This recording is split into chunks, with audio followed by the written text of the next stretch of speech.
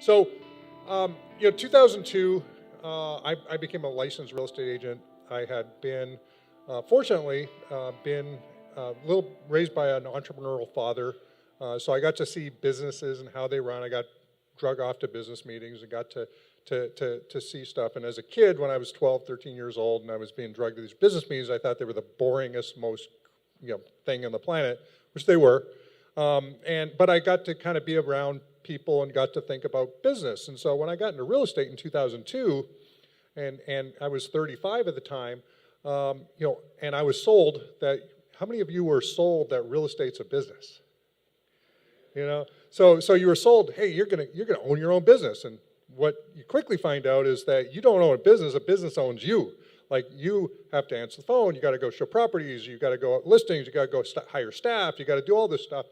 And very quickly I realized I didn't own a business, and this is back in 2002. So I was really good at internet lead generation. So I generated a lot of internet leads, and then I got exposed to I Succeed University. Some of you may remember that back in the day, and some different people, Craig Proctor and a bunch of other folks that I sort of saw indirectly and heard about this thing called building a team.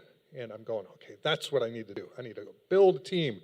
And so I went and built a team. I was a glutton for punishment. I didn't build just one, I built 6. I'm like going, like I wanted to make sure I got it right somewhere. And it turns out that, anybody who's run a team, I mean, Veronica, when you were talking about building a team, teams are not what the team recruiting brochure actually says. Like, it says the whole idea of a business worth owning for a real estate team is like, it's anything but. I mean, it's if you're not involved, that team starts to suffer, but you got to be involved because the best freaking career you've ever had financially, but it's like you're on a freaking hamster wheel, and the hamster wheel, doesn't stop wheeling, and you're kind of stuck on the hamster wheel. And so, next thing, of course, is I'd built a team, and I'd built a KW like most a lot of us here in the room had done, and I found out that the financial benefits of profit share didn't work quite as well as I'd hoped,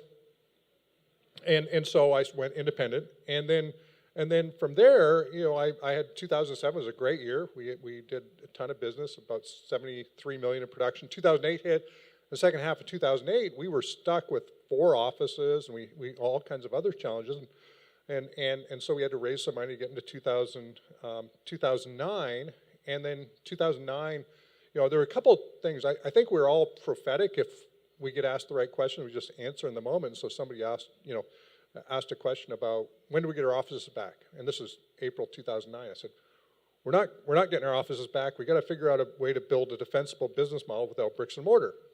And so that became somewhat of a challenge. And then the other thing that I thought about at that point in time is, how do you build culture and community? And then what are all the things that I didn't like in my previous iteration? I started Prudential, went to Keller Williams, recognized some of the challenges of running a real estate brokerage in 2007, 8, 9, and recognizing that to get to scale, there's got to be a better opportunity for me as an agent, not me as a broker owner.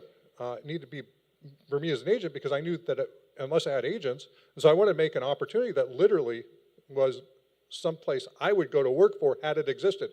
And truly, I mean that. I mean that. I literally said, this has to be so good that I would build my career there, and if it existed today, that's where I'd be building my business. And so that's what we did. And so there were a number of ththings. One is, like, I have no competing interests. There is not a single thing that I do in my personal career. I've got a couple, small investment.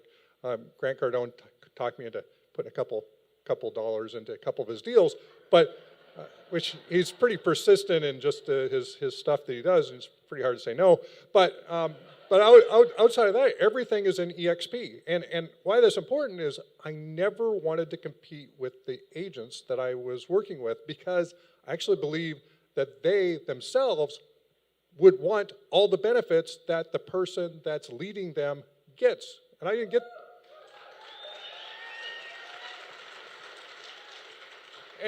And I didn't get that at Prudential. The broker owner owned a development company, and they owned this and they owned that, and I thought that was cool for him, and it was but I wasn't getting into that benefit, and I was number top buyer's agent that my first full year there, and number 3 in the office. And then I went to Keller, and I was the number 1 team in the office, and I was offered 1% equity. That was it. That was it.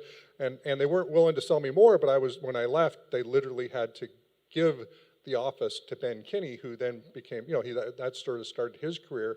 But literally, when we left the office, the profit was non-existent then, so they literally had to have somebody just take over payments, and yet they weren't to sell me anything. Of course, Gary Keller didn't want to sell to anybody. Like he wanted to keep the training arm, the this, the that, the whatever, and always bugged the crap out of me that I'm in here building stuff, consuming stuff, and there's one person making the money. And so I always said, if we ever build a company, we're going to make sure that our agents are actually shareholders with us. And I was just doing some rough calculations here a little bit ago, and Jeff Whiteside can correct me if I'm wrong, but I think that at today's valuation, we've distributed over $2 billion worth of equity to our agents and brokers.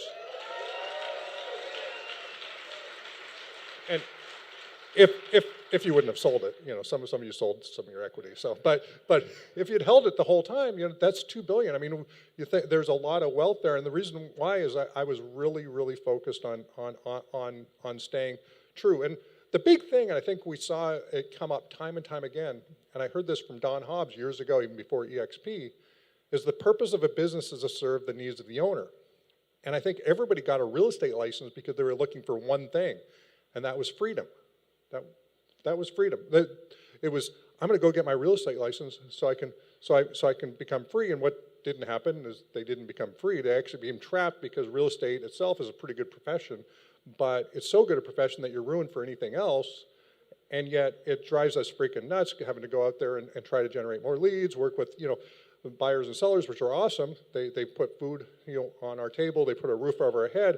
But it can be frustrating and it can be depressing, and so many people, the big theme that I have heard over the years, and I was fortunate to duck it. I never hit this wall where I saw real estate as a dead end, because I was always thinking about being creative. So that sort of the imagination piece, I've always had that.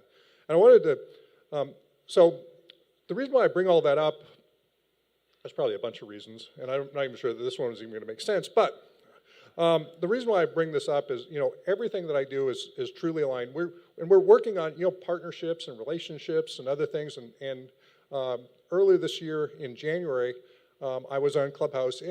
Was anybody on that Clubhouse when I first met Grant? Okay, there was a few people that were in here. Lisa Copeland, she was like, you got to meet Glenn, and Glenn meet Grant. And so Grant and I, met in January over Clubhouse. We talked, and then a few days later, or about a week or so later, we talked again, and then we said, and then he invited me to come speak at 10X GrowthCon. And so I didn't know who Grant was at that point in time, other than I'd seen some social media stuff, and I knew he'd wrote the 10X rule and some other things. But he had just done this thing called The Undercover Billionaire, and there was 2 or 3 episodes that were out, and so we got the Discovery Plus thing, and Debbie was like, we were both kind of like a little skeptical of who this guy was, and then we watched these episodes of Undercover Billionaire, and we're going, man, this is a cool guy, but then there was only 3 episodes, so then we go back and we go, we got to watch the first season of Undercover Billionaire, and so so we ended up watching the first season, and I'm bringing the gentleman up here in just a minute, Glenn Stearns, but he was the star of the Undercover Billionaire, and at the end of that, and there's a reason why he's here, and I'm all about relationships and relationship-based businesses, and at the end of this season, and I think it maybe in Comeback City that he did 2 seasons, and he'll talk about that, I'm sure, but I saw he was in lending, and I'm going, and he's got this really cool company called Kind Lending, and I'm going, it'd be really cool if we could ever meet up with Glenn Stearns, because he's got this lending company, and then we got a chance to meet him at Grant Cardone's home, and then we texted each other, and we just texted that I was going to be here, and he says, I'll bring a bunch of people down. So he's got a few people from his Kind Lending team just kind of observing. So one of the cool things is if we ever put something together with him or with anybody, everything's EXP. So no matter what I do, whatever we do together, whatever we bring together, this is all together. This is all us. This is our businesses that we're building together. There's none of this. You're never going to see me do something where it's about me, Glenn Sanford. It's always going to be about us, EXP. And that's just been my mindset, and it's worked super, super well. I think the one thing, we talked about freedom just a little bit ago, and I've been here, pretty much the whole time. I'm doing some networking. Brent had me do a couple breakfasts and just meeting with so many of our great agents and brokers. But this is freedom, freedom through service to others and through others, and that's what sums up EXP. I mean, my service is really about setting up a framework, and all of us on the executive team, people have been here before, it's all about freedom and setting up a framework for freedom to others, through service to others, and then service through others, in helping people grow and become better versions of themselves.